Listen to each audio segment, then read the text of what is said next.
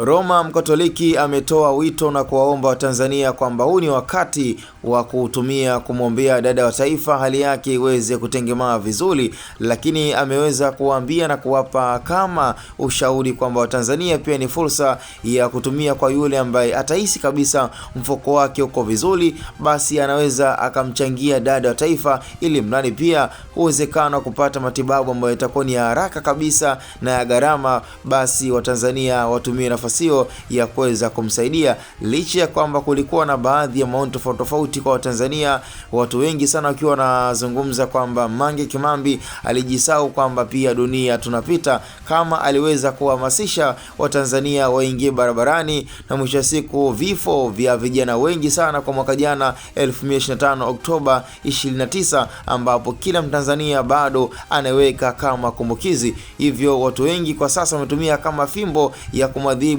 dada taifa na kuzungumza kwamba yeye alijisahau kwamba yeye ndo chanzo kikubwa cha Watanzania wengi kupoteza maisha. Sasa huu ni wakati na haya ndo malipo ambayo Watanzania waliopoteza maisha sasa damu zimeanza kuchemka. Nafikiri kama ni issue tu ambayo inaendelea kwa sasa, watu ni kama wanataka kumwombea mabaya na kumchulia dada Mange Kimambi ambaye kazungumza video yake ya mwisho, na huku akiweka msisitizo kwamba huu ni wakati wa Tanzania kuendelea pale ambapo ikitokea nafasi ambayo imeshajulikana kwamba yeye amekufa, basi anawaomba Watanzania waendelee pale ambapo Mange Kimambi atakuwa ameweza kuishia, kwa kuwa kila binadamu lazima ataonja mauti. Hivyo ametumia fursa ya kutumia ukurasa wa Maria Sarungi ambapo video zake zipo, na hata kauli yake ambayo akizungumza kuhusu ripoti ya tume ya uchaguzi ambayo mwisho wa siku alichokisikiliza na kilichoweza kuonekana katika takwimu ambayo imetolewa,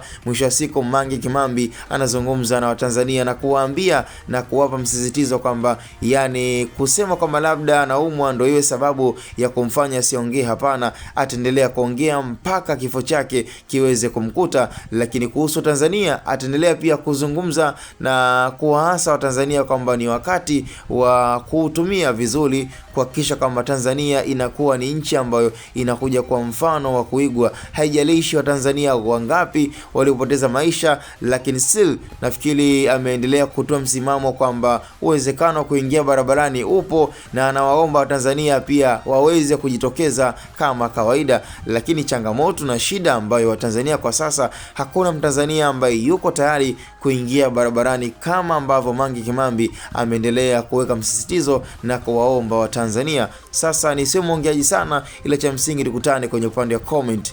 Hapa ni Hatboy Media.